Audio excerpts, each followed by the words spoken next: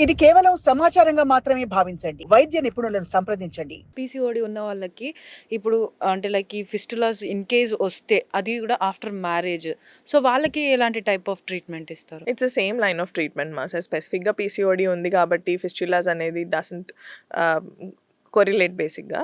But ఫిస్టులాకి there is a plan of treatment. అదే ప్లాన్‌లో వెళ్తాము. సో, మ్యామ్ ఇప్పుడు అంటే లైక్ మనం మాట్లాడుకున్నట్టు ఎవరికైతే ఈ టేర్స్ ఉంటాయో వాళ్ళకి అంటే లైక్ ఇప్పుడు ఇందాక అనుకున్నాం కొంచెం వాళ్ళకి అవగాహన ఉండకపోవచ్చు. దానివల్ల వాళ్ళు లేట్ చేస్తూ ఉంటారు అని. సో, దాన్ని మనకొచ్చే ఆ పెయిన్స్ కానీ వాటన్నిటిని కంట్రోల్ చేసుకోవడం కోసం మన లైఫ్ స్టైల్‌ని ఎలా మార్చుకుంటే బెటర్ అంటారు? సో, యూజువల్‌గా ఏంటి అనంటే అవగాహన లేకపోవడం అని ఎందుకంటున్నానంటే టేర్ అయితది. అయిన తర్వాత మళ్ళీ సేమ్ డాక్టర్ దగ్గరికి వెళ్తారు. ఈవెన్ డాక్టర్‌కి కూడా తెలియకపోవచ్చు వీళ్ళని ఎక్కడికి పంపించాలి అని. యూరోగైనకాలజిస్ట్ మీకు అంతవరకైతే 100% మేము హెల్ప్ చేయగలుగుతాం. సో, మీరొచ్చినప్పుడు మీకు టేర్ ఎంతవరకు ఉంది, ఏది అవసరము, ఏది అవసరం లేదు అనే డెసిషన్ అయితే మేము తీసుకోగలుగుతాం.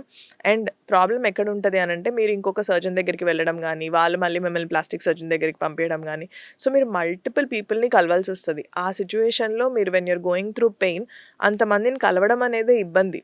అండ్ ప్రైమరీలీ ఎక్కడ బాధపడతారంటే వీళ్ళు ఒక పక్క ఫీడింగ్ ఇవ్వాలి మదర్స్. కంటిన్యూయస్‌గా యాంటీబయోటిక్స్ మీద ఉంటారు. సో, ఫీడింగ్ గూడా ఇవ్వలేరు. అండ్ ఆ పెయిన్ గూడా ఉంటది. సో, బేబీతో అసలు వాళ్ళు టైం గూడా స్పెండ్ చేయరు.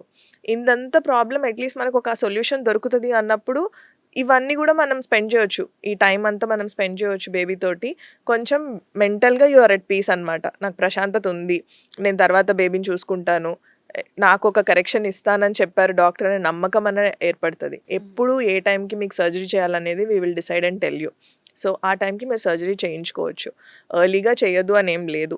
డిపెండింగ్ ఆన్ కేస్ అంటే పేషెంట్‌ని బట్టి కొంతమంది అంటారు మీకు 6 వీక్స్ చేయొద్దు, లేకపోతే 3 మంత్స్ చేయొద్దు, 6 మంత్స్ చేయొద్దు. అట్లా ఏముండదు. పేషెంట్‌ని బట్టి మేము ఒక డెసిషన్ తీసుకుంటాం. వాళ్ళ హెల్త్ స్టేటస్‌ని బట్టి తీసుకుంటామనమాట. సో, అటు ఇటు తిరగకండి. మీరు కష్టపడకండి. అండ్ ఆన్సర్ అయితే ఖచ్చితంగా దొరుకుతది మీకు. So, come to a urogynecologist, get it checked. మీకు ట్రీట్మెంట్ ఉంది అని గుర్తుపెట్టుకోండి. Yeah! Thank you so much ma'am. Yeah! Thank you.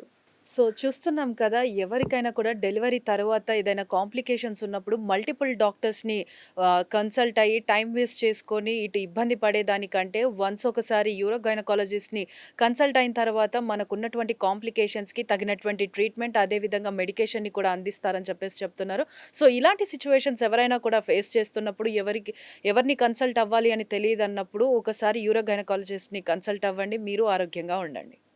Sakshi TV ప్రసారాలను నిలిపివేయటం చట్టరీత్యా నేరం.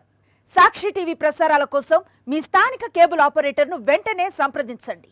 డిటిహెచ్లో ఇంటర్నెట్లో కూడా సాక్షి టీవీ ప్రసారాలను వీక్షించవచ్చు.